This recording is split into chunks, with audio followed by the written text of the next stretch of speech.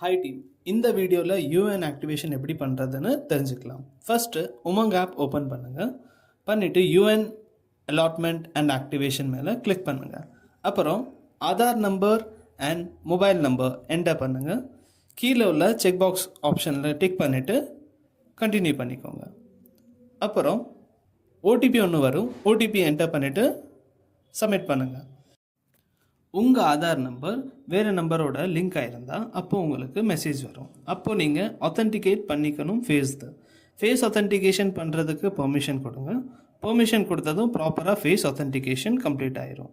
Complete ஆனதுக்கப்புறம் complete details open ஆகிக்கும் ஆதார் கார்டுது.